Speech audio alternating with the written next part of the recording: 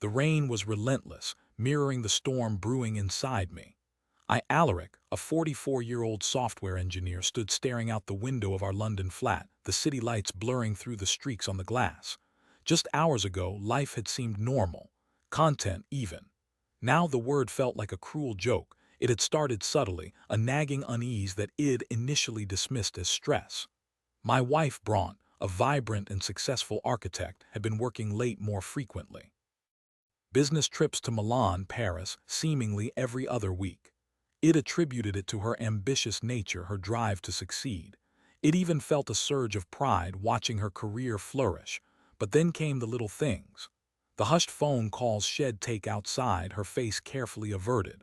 The way she'd flinch when I touched her, a subtle withdrawal that chilled me to the bone.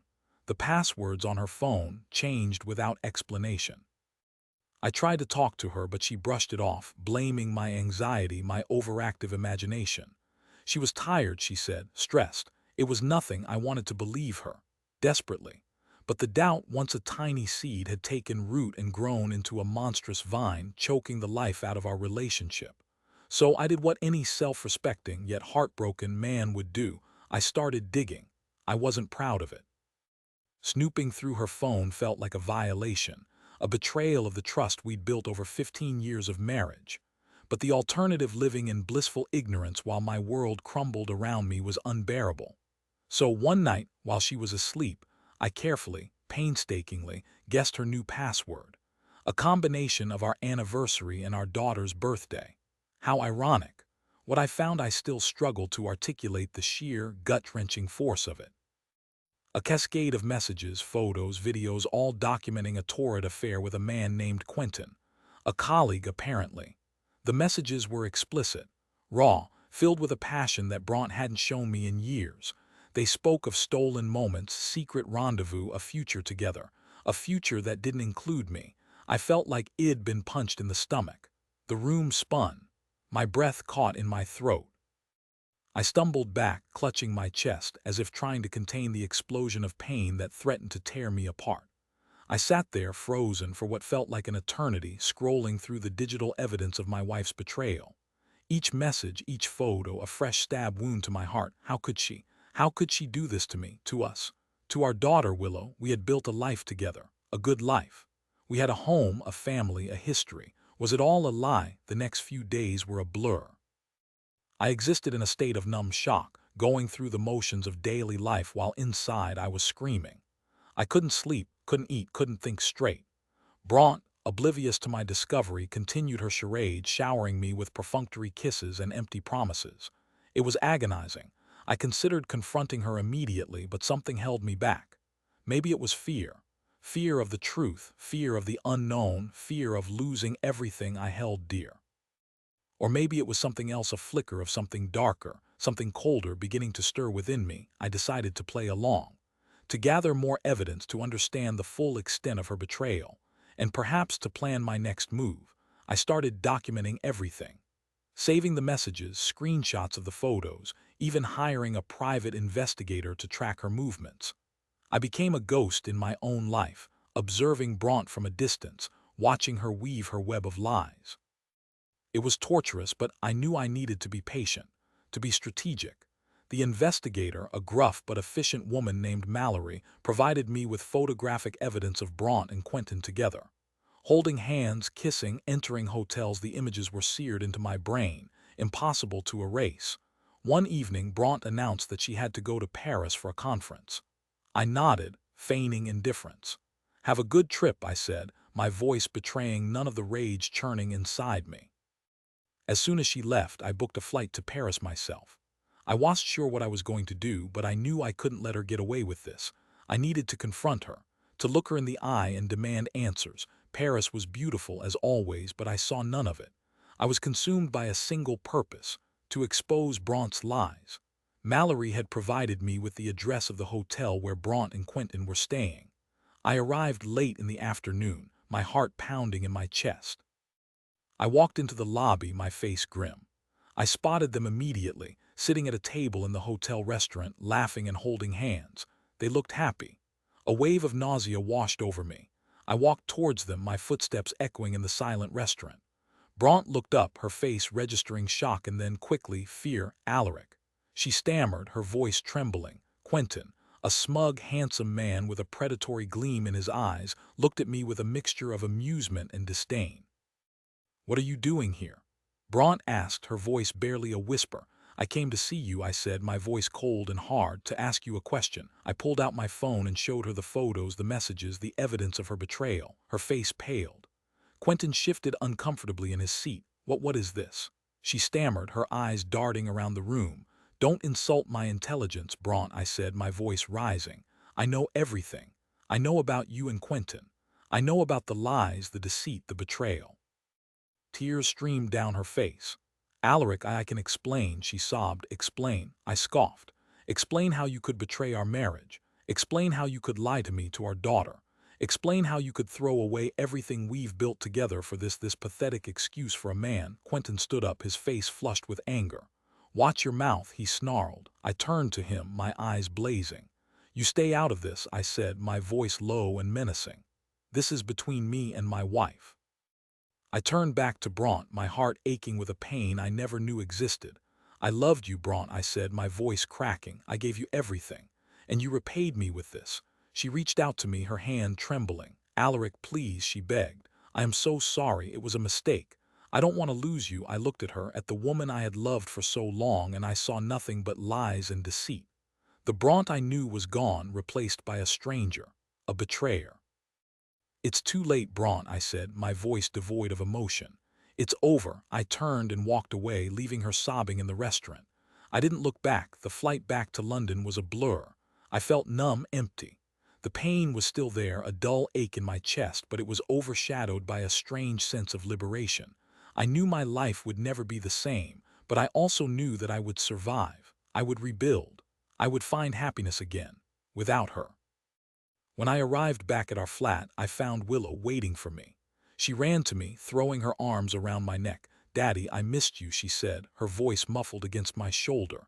I held her tight, my heart swelling with love. She was the only thing that mattered now. She was my reason to keep going. I knew I had to tell her the truth, but I didn't want to burden her with the details. I would tell her that Mommy and Daddy were going to live in different houses now, that we still loved her but we couldn't be together anymore. The next few weeks were a whirlwind of legal proceedings. Divorce papers, custody agreements, financial settlements, it was all a blur of paperwork and lawyers.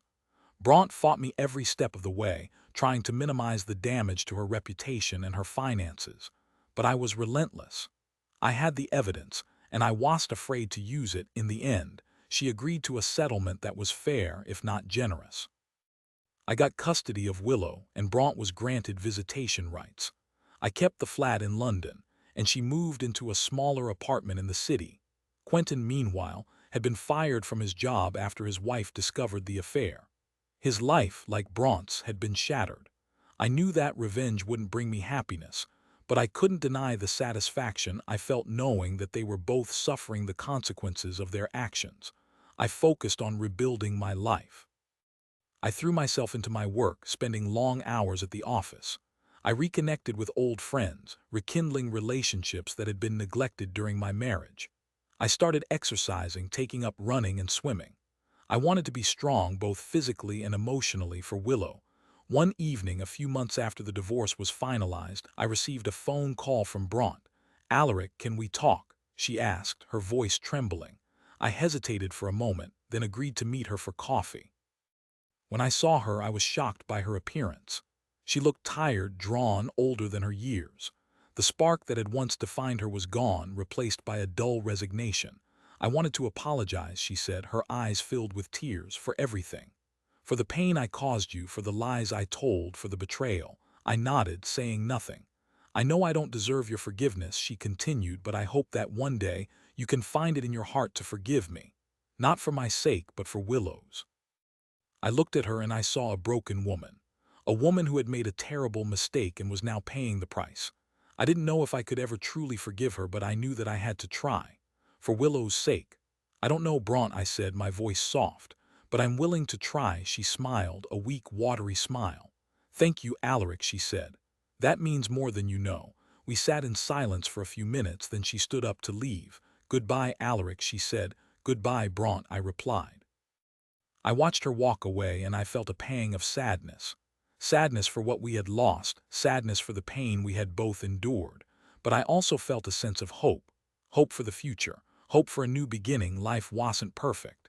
It was messy, complicated, and often painful.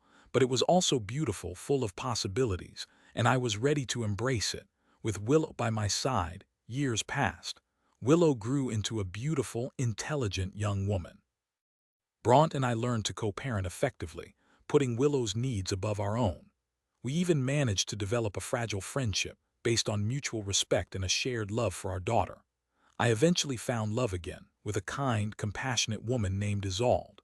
She was everything Bronte wasn't: honest, loyal, and completely devoted to me and Willow. One sunny afternoon, as I sat watching Willow and Isolde laughing together in the park, I realized that I had finally found peace. The pain of the past was still there, a faint scar on my heart, but it no longer defined me. I had survived the betrayal. I had rebuilt my life, and I had emerged stronger, wiser, and more resilient than ever before. And that, I realized, was the ultimate revenge. But the story doesn't end there. 5 years after my divorce from Bronte, I received an unexpected email. It was from Quentin's ex-wife, Deceit. She had been following my story online and wanted to meet. Intrigued, I agreed. Over coffee, Giselle revealed something shocking. Apparently, Bronte and Quentin's affair wasn't just a momentary lapse of judgment. It was a calculated plan, orchestrated by Bronte to gain access to Quentin's wealthy family. Quentin was set to inherit a significant fortune, and Bronte, driven by greed, saw him as her ticket to a life of luxury. Giselle had discovered emails and documents proving Bronte's intentions. She had initially kept quiet, fearing for her safety and reputation. But seeing how Bronte had moved on with her life, seemingly unscathed, Giselle felt compelled to reveal the truth. I was stunned. Bronte's betrayal was even deeper and more sinister than I had imagined. She hadn't just cheated on me. She had manipulated and used me, all for her own selfish gain. Armed with this new information, I decided to take action, not for revenge but for justice. I contacted my lawyer and presented the evidence. We filed a lawsuit against Bronte, claiming that she had defrauded me during our marriage by concealing her true intentions and manipulating me into a disadvantageous divorce settlement. The legal battle was long and arduous, but in the end we prevailed. The court ruled in my favor, ordering Bronte to pay me a significant sum of money as compensation for her fraudulent actions. Her reputation was ruined, and her dreams of a luxurious life were shattered. This time, the revenge felt justified. Bronte had not only betrayed me, but had also attempted to deceive and exploit the legal system. She had underestimated my resolve and my ability to fight back. With the money I recovered from the lawsuit, I set up a foundation to help victims of marital fraud and betrayal. I wanted to use my experience to prevent others from suffering the same fate. I also shared my story publicly, hoping to raise awareness about the issue of marital fraud and the importance of due diligence in relationships. Bronte, meanwhile, disappeared from my life. I never saw her or heard from her again. I can only imagine the shame and regret she must have felt, knowing that her greed and deception had ultimately destroyed her life. As for me, I continued to live a happy and fulfilling life with Isolde and Willow. I learned from my past mistakes and became a better husband, father, and human being. And so, my story ends not with bitterness or resentment, but with forgiveness, healing, and a renewed sense of hope. I had been betrayed, deceived, and manipulated, but I had also survived, rebuilt, and ultimately triumphed over adversity. And that, in the end, is the greatest revenge of all.